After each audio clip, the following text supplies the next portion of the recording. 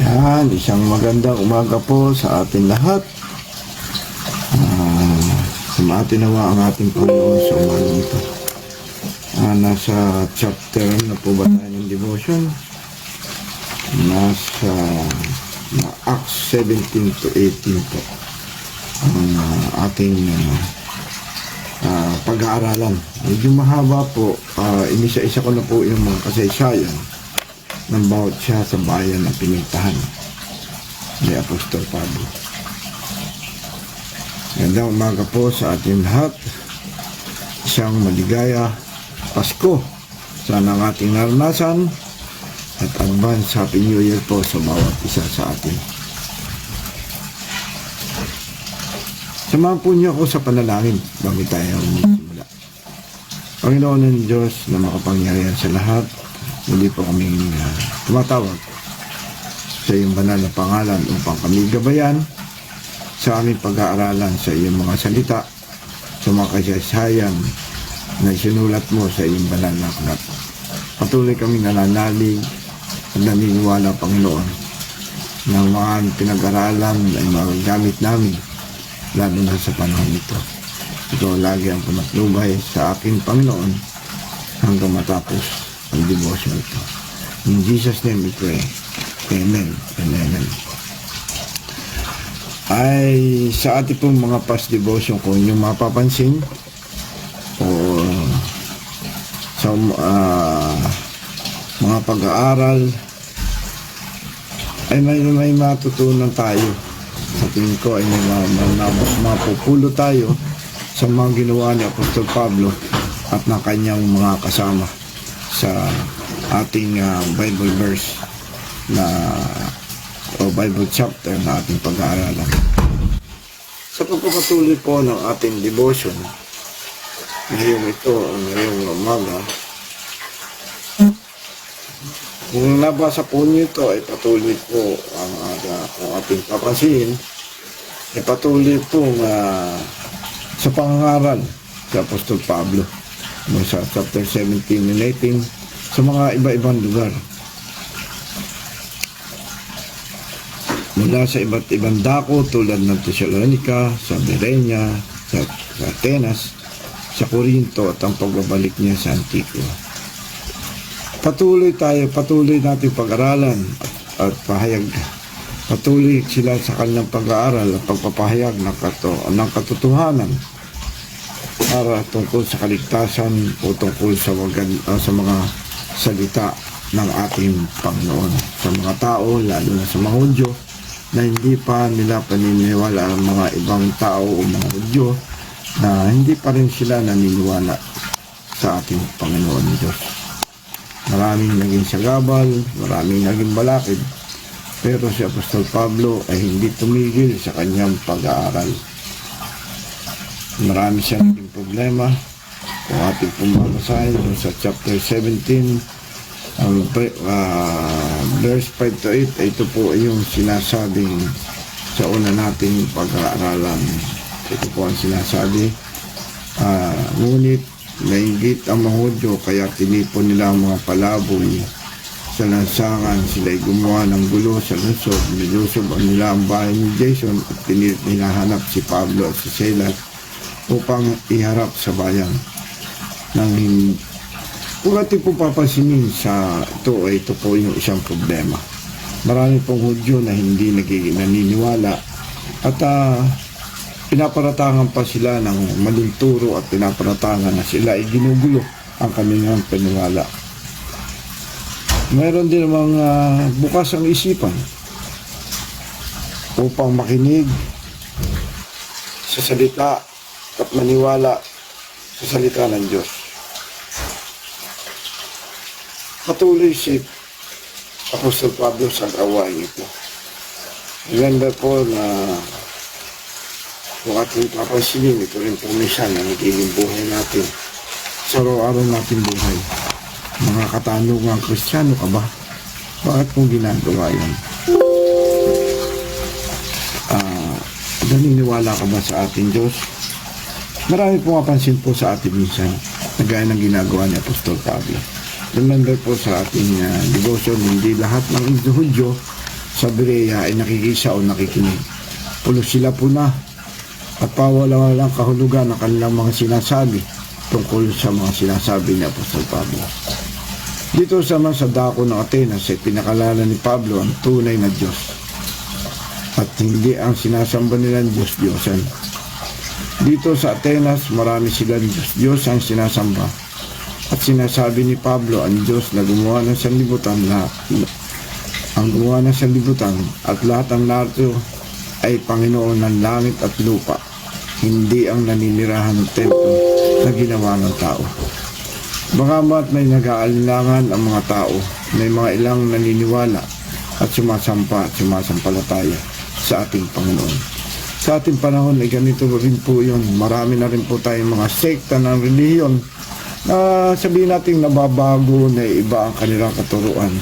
May naniniwala sa rebulto, may naniniwala sa larawan, at minsan ay naniniwala na ang ating Panginoon ay isa lamang tao.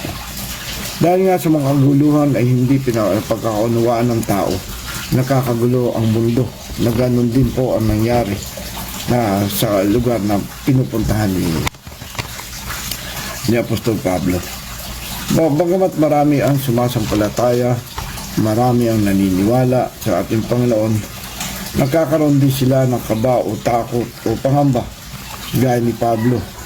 Ngunit ang sinabi niyo sa kanya sa chapter 18-19 na pwede rin pong mangyari sa atin. Basahin po natin sinasabi sa chapter 18 ng ating isang pag-aaralan ngayon, 18-19. Ano po masabi sa kanya?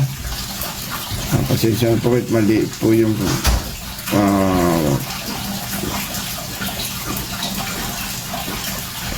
chapter, tama po ba sa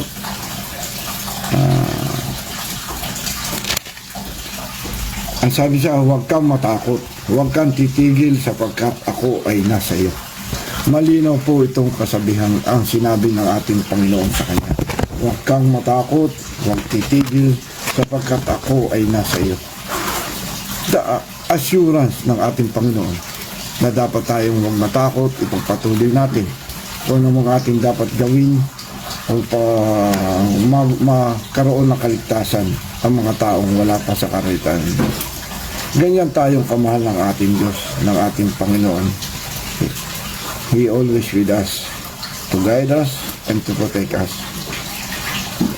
Sa mga sinabi ito ng ating Panginoon, our God, give us an assurance of safety and love to His people, hindi lamang sa kay Pablo, kundi maging sa ating mga manampalataya.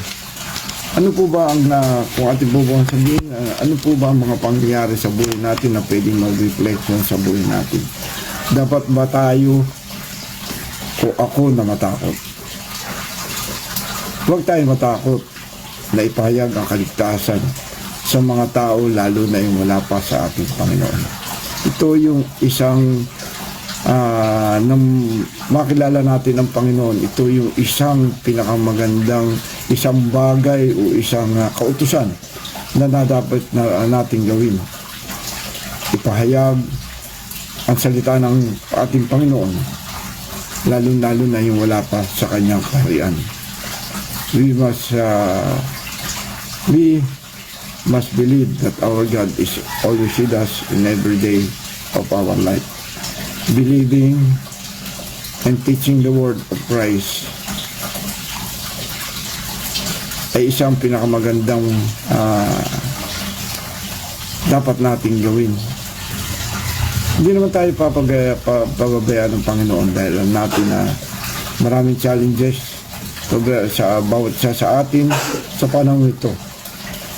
Maraming pangyayari sa buhay natin na minsan ay hindi natin maubos maisip kung bakit nangyayari sa buhay natin. Kaya nga minsan natatanong natin ang ating Panginoon na nagkakaroon tayo ng katanungan, bakit Lord? Bakit mo ako pinabayaan?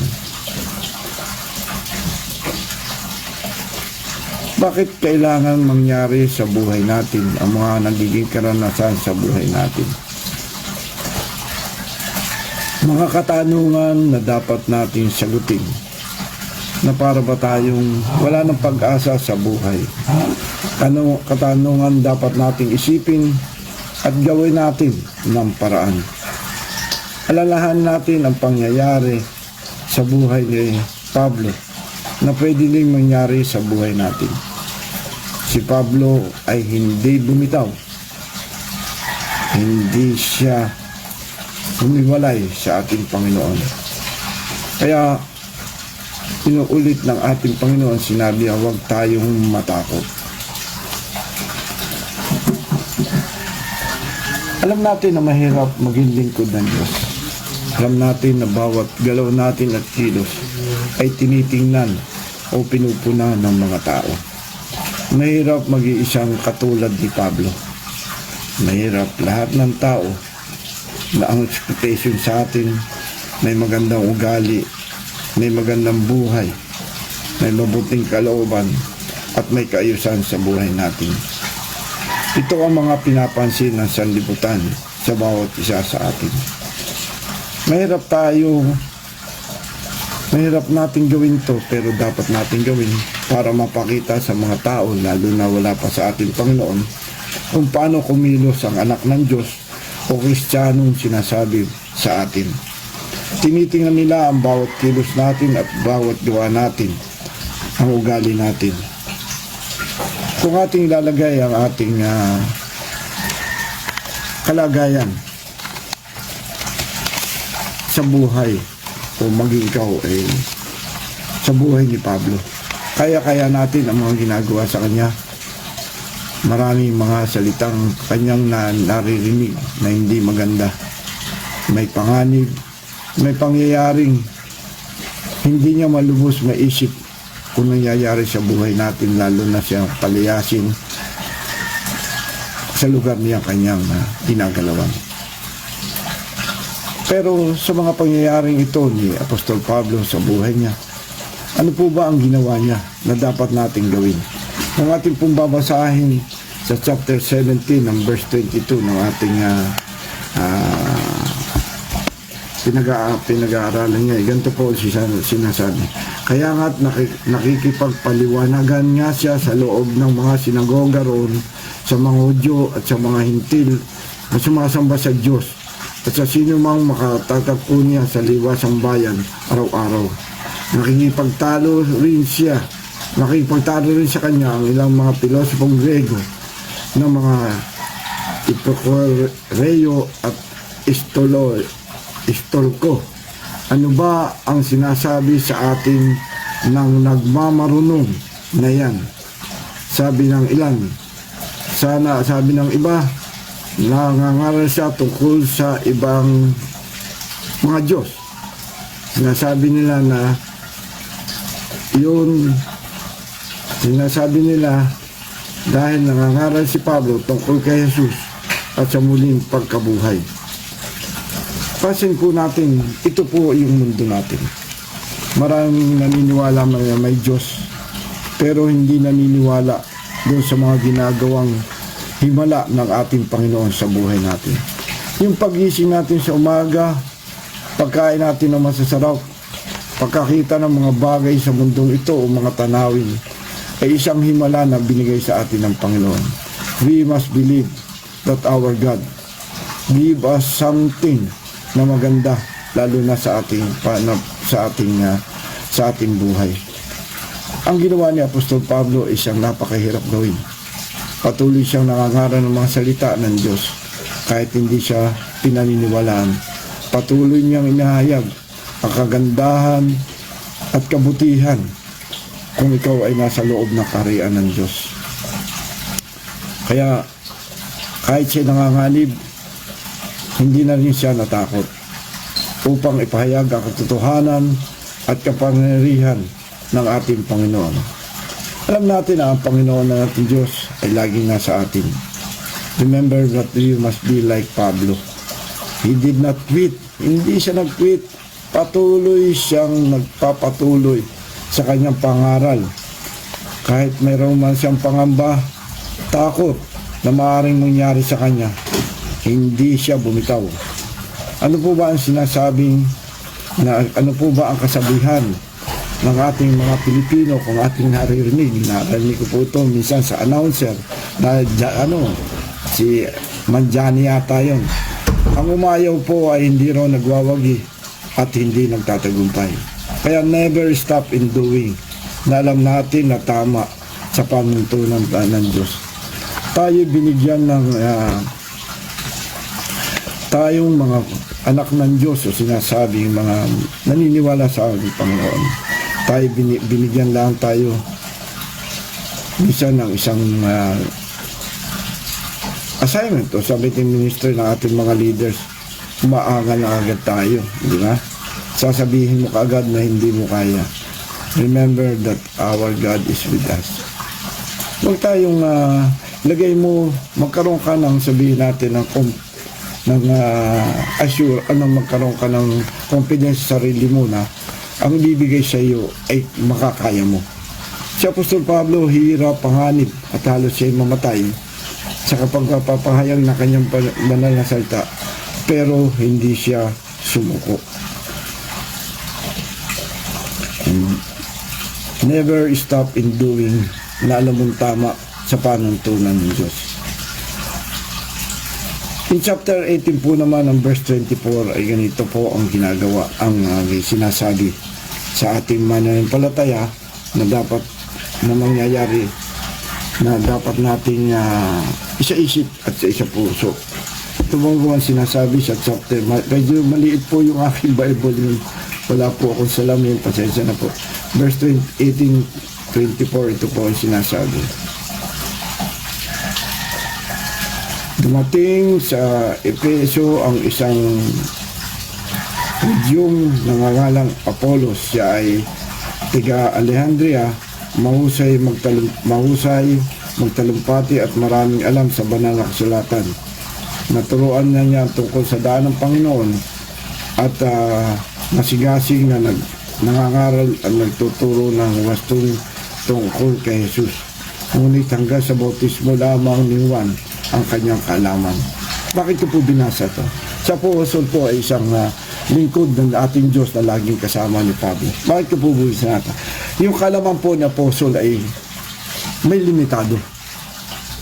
Kaya po dapat tayong gawin natin yung ginagawa ng ating pastor na pag-attend ng mga sabihin natin, mga seminar, mga Bible study, para yung kaalaman natin kung tayo magtuturo ay may walang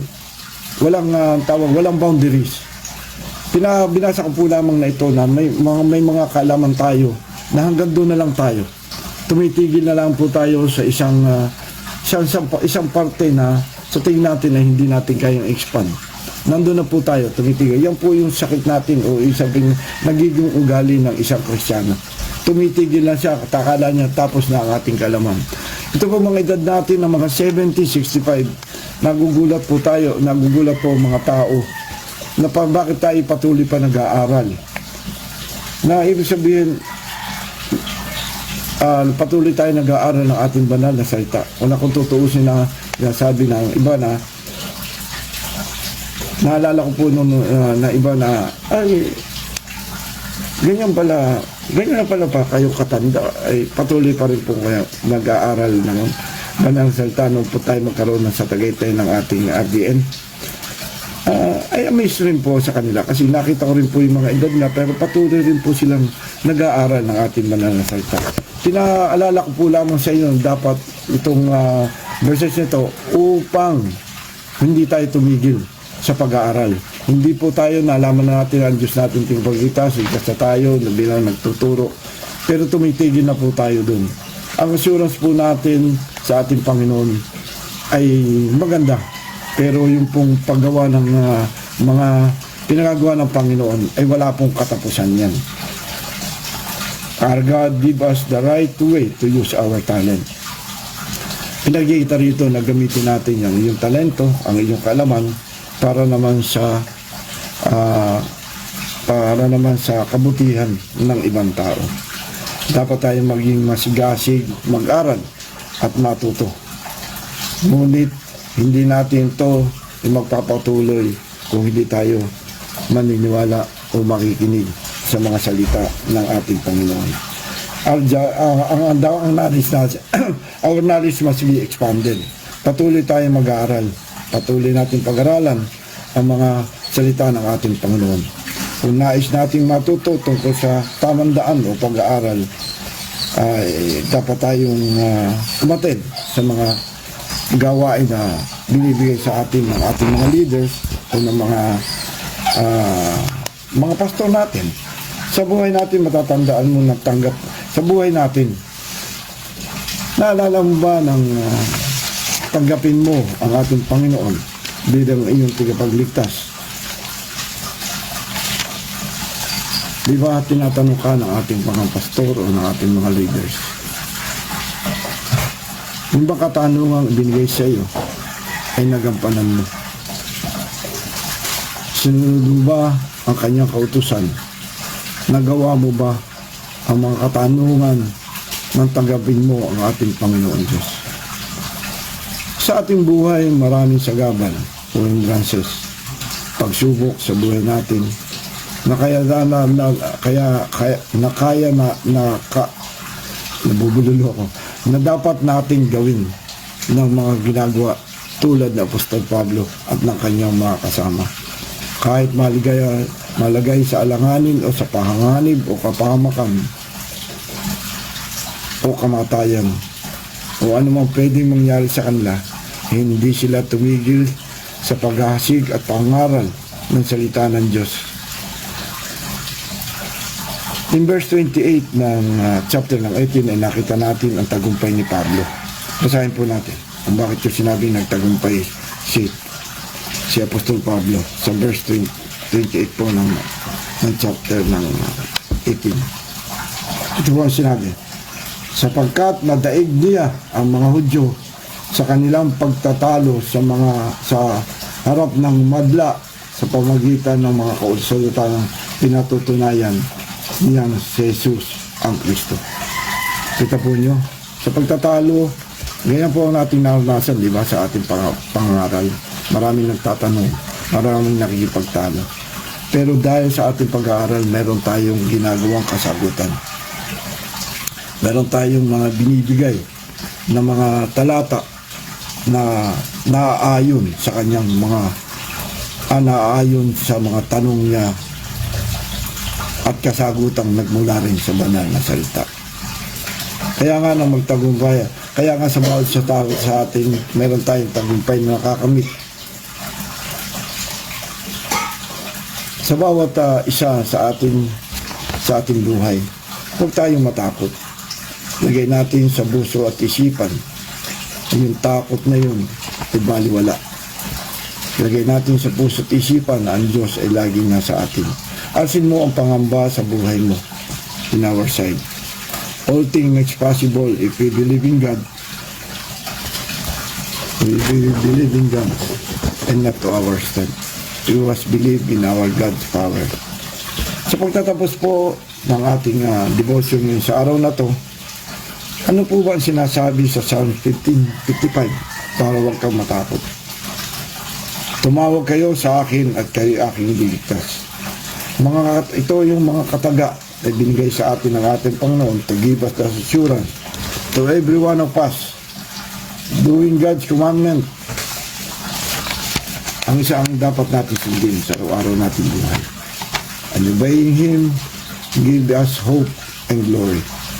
Mga kataga, mga karanasan, mga kautusan na ipinarating sa atin ni Apostol Pablo o pinarating sa atin ng ating Panginoon.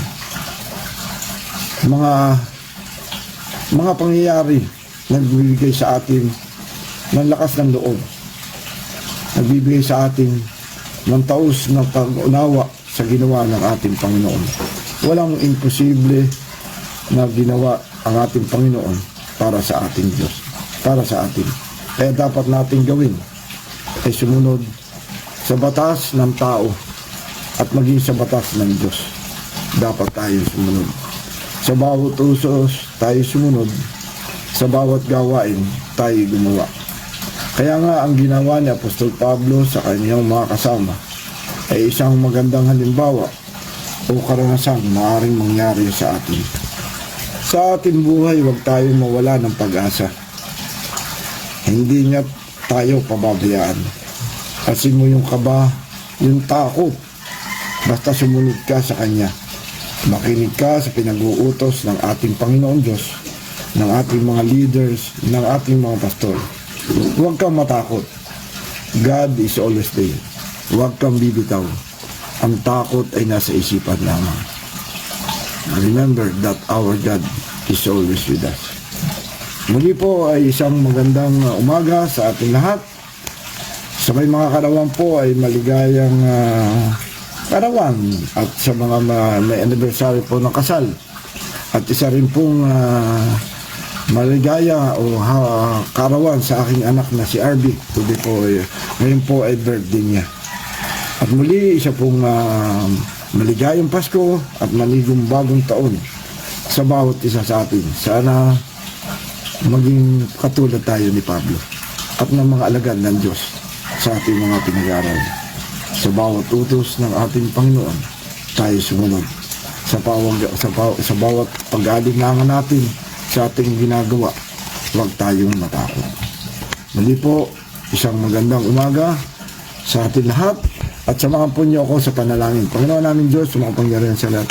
Muli, Panginoon, namin pasalamat sa buhay takas na pinagkakaloob mo sa buhay, sa amin, sa araw-araw. Panginoon, sa susunod na taon, Panginoon, at mga taon pa, Panginoon, bigyan mo muli kami, Panginoon. Bigyan mo kami, Panginoon, at alalayan mo kami, Panginoon, sa mga gawain namin, lalo sa church namin. Salamat po sa buhay at lakas at sa buong taon na binatnubayan mo kami. May mga pagsubok at mga challenges na binigay mo sa amin ay napagtagumpayan namin ito, Panginoon, sa pamamagitan mo.